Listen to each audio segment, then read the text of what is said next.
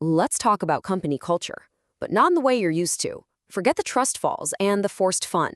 We're going to explore a completely different playbook, one that turns your entire brand into a sports team and puts your people on a national stage. But before we dive into the solution, we have to get real about the problem. And it's a big one. It's this quiet crisis of disconnection that's happening inside so many organizations. You can't see it on a balance sheet, but trust me, you can feel its effects. So just for a second, I want you to think about your people, your employees, your clients, your community. Ask yourself this: when was the last time they really felt like they were part of a pack? A group where they felt genuinely safe and truly seen for who they are. And in this world of endless Zoom calls and Slack messages, when did they last have a real connection? I mean a real one that goes deeper than a glowing screen and a list of tasks. And really, all of this boils down to the one question that every brand manager and every leader needs to answer. Do your people actually feel proud to wear the jersey? To represent your brand every single day?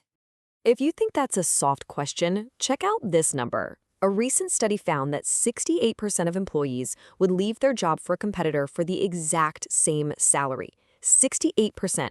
That's almost 7 out of every 10 people. So right away, you know this has nothing to do with money. It's not a financial decision, it's a massive cultural signal. It's a red flag. People walk when they don't feel connected, when they don't feel seen, and when they aren't proud of the team they play for. So how do you fix that? Well, the idea here is that you have to look past the spreadsheets and the deadlines. You have to tap into something deeper, something called the loyalty code. Think about it. Why does a soldier risk everything for their unit? Why does an athlete push through exhaustion for their team? It's definitely not in their job description. It's a bond. It's forged in shared struggle and shared goals. It's that powerful feeling of, we are in this together. And that's the whole point. You can't just send out a memo demanding loyalty. It doesn't work that way. True loyalty has to be experienced. It's built, literally step by step, right alongside your peers. Which brings us to a really cool solution. And this isn't just another wellness program. This is framed as something much bigger, much more epic, a competitive league for brands where your people become the athletes. It's called the League of Brands. And let's be clear, this isn't some cute metaphor. We're talking about a literal national competition between companies with real teams, rivalries, and a championship on the line. So what is it exactly? Well, imagine a national competition where companies go head-to-head. But instead of pro athletes, the players are your own people. And the game? It's won based on their collective daily steps. It's basically the Champions League, but for your company.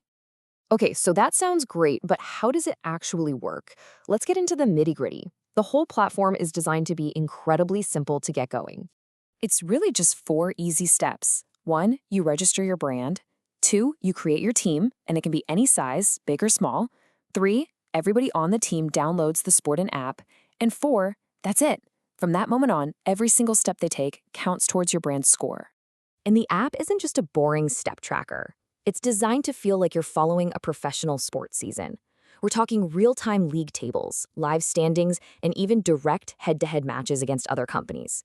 It has that authentic big league vibe. Now, you might be thinking, my team isn't exactly full of marathon runners. No problem. The competition is built to be fair, with multiple league levels. This means your team is always competing against others at a similar activity level. It's made for everyone, whether you're a startup or a global corporation, an NGO or a tech giant. So, the idea is solid, but does it actually work in the real world? Let's move away from the pitch and look at some of the amazing user-generated content from the people who are actually playing the game.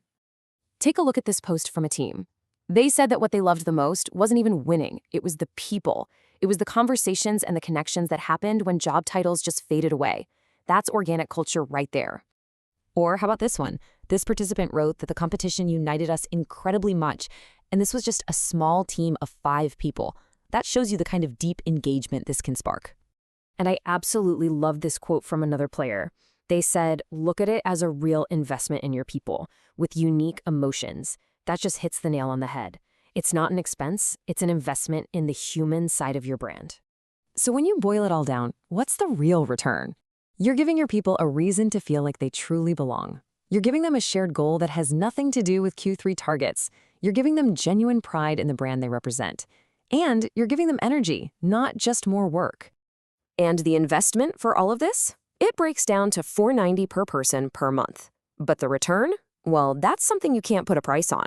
It's a culture that people actively choose to be a part of, not one they just endure from 9 to 5. So it all leads to this question, a question for every leader out there. Are you ready to build a culture that your people are genuinely, truly proud of? It's a fascinating model, right? Taking corporate wellness and turning it into a competitive sport. It is a completely new and exciting way to think about how we can build real connection and authentic pride within a brand.